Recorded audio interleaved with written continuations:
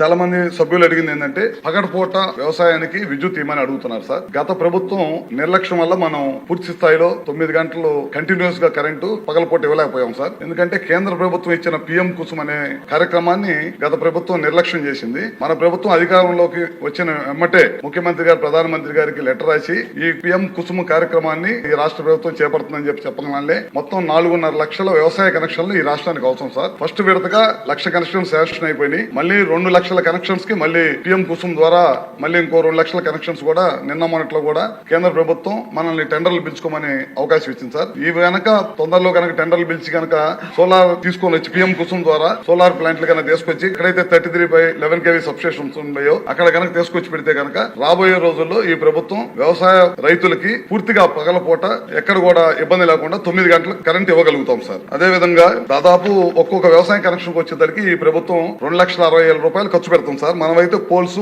Transformer మరియు transmission lines, poles అయితే 3, transmission lines అయితే 180 మీటర్లు, ఇవన్నీ కూడా మనం ఇస్తాం సార్. దాదాపు ఈ ప్రభుత్వం వ్యవసాయ కనెక్షన్స్ గానీ విద్యుత్ కింద 12,400 కోట్ల రూపాయలు పైన ఖర్చు పెడుతుంది సార్. ఇందాక మన బలరాం కృష్ణ గారు అడుగుతూ 350 కనెక్షన్స్ ఉన్నాయని చెప్పారు. అవి కూడా తొందరలోనే పూర్తి చేస్తామని చెప్పి మీ ద్వారా సభ్యులకు తెలియజేస్తా ఉన్నాం సార్. అదే విధంగా 3 సబ్స్టేషన్స్ ఎప్పటి నుంచో పెండింగ్ ఉన్నాయి అంటున్నారు. వాటిని కూడా లోడ్ ఉంటే కనుక ఆ ప్రాంతంలో లోడ్ ఉండి అవసరం, సబ్స్టేషన్ అవసరం అనుకుంటే కనుక ఖచ్చితంగా ఇమీడియట్ గా దాన్ని కూడా చేస్తాం. ఈ ప్రభుత్వం అధికారంలోకి వచ్చిన తర్వాత 3 డిస్కమ్స్ పరిధిలో దాదాపు ఇప్పటికే 70 సబ్స్టేషన్స్ ని టెండర్లు పిలిచే ప్రక్రియలో కొనసాగుతుంది. తొందరలోనే టెండర్లు పిలిచి ఎక్కడైతే లోడ్ ఉందో వాటిని అధిగమించడం కోసం మనం ఈ కార్యక్రమం కూడా చేపడతా ఉన్నాం సార్.